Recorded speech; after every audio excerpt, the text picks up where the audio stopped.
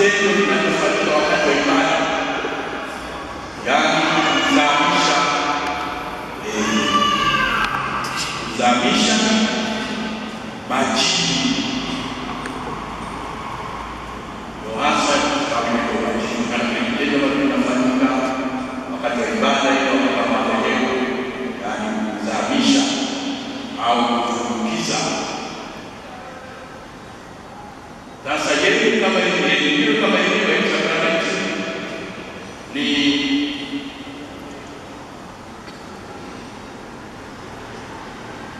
sakramenti ubatizo unatuwezesha kuzaliwa mara pili, kuzaliwa mara pili, maana Mtakatifu na ni mlango wa kuingia sakramenti nyingine, na pia inatuondolea dhambi ya asili na dhambi zingine zote ambazo tunazitenda. Kumbe baada ya kosa la wazazi wa kwanza Adamu na Eva na kutokutii maelekezo ya Mwenyezi Mungu, basi tukaingia kwenye dhambi hiyo ya asili. Kila mwana anazaliwa na ndoa za dhambi ya asili. Baada ya ndefu Mungu kutenga nasi kwa ubaya wetu, mwisho wa nyakati akamtuma Kristo kwetu ili aweze kurudisha mahusiano yaliyoharibika. Kwa Kristo anatuletea zawadi ya ubatizo. Ubatizo unatuonyesha ile neema ambayo tumepoteza zamani kwa kutokutii kwetu. Sakramenti ya ubatizo pia inaitwa kuoshwa kwa kuzaliwa mara pili. Inaitwa pia kuoshwa kwa kuzaliwa mara ya pili na kufanywa upya na Roho Mtakatifu.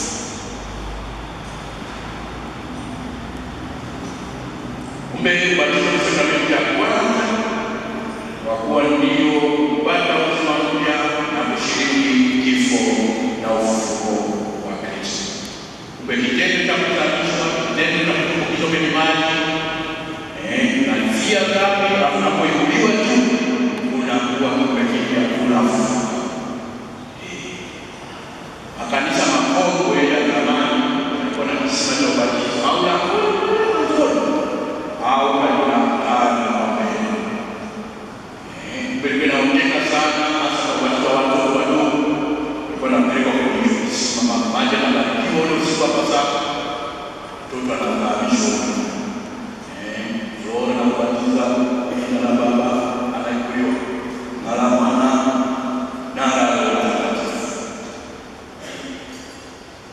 Nyakati hizi basi liturujia yetu tunatumia maji ya kumimina maji ya kwenye kichwa mdosi, sababu huko basi hiyo kwamba maji yale yanabarikiwe, barikiwe kwa nguvu ya Roho Mtakatifu ili kuleta maana sasa ya utakaso wenyewe.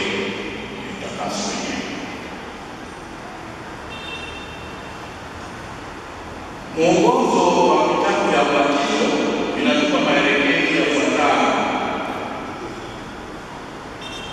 Kupitia sakramenti za kuingizwa katika Ukristo, mwanafunzi au mhusika anawekwa huru kutoka katika nguvu za giza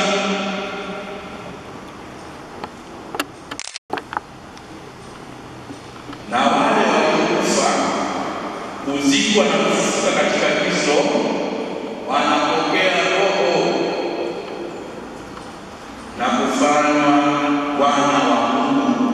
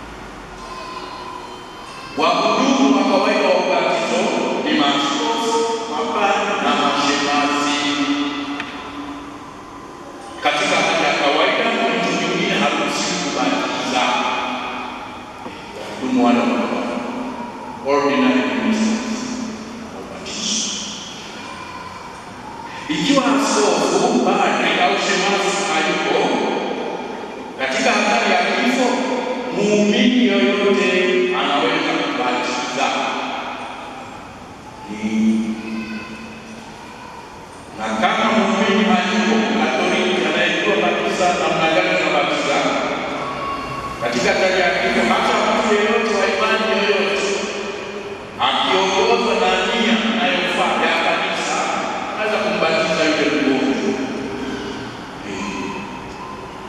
Cha msingi atumie maji halisi, alafu akumbuke na kutumia ile formula taja kutumia kwanza kwa la Baba na la Mwana na la Roho Mtakatifu.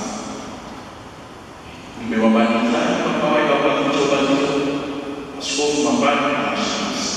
Kama hawapo katika tarehe ya kufa, mtu yoyote muumini unaweza kumbatiza mgonjwa, ukapeleka taarifa sasa kwa uongozi wa kiroho kwamba jirani yangu alionyesha nia yake ya Katoliki katika tarehe ya kufa naitwa fulani, na msimamizi aliyemsimamia ni fulani.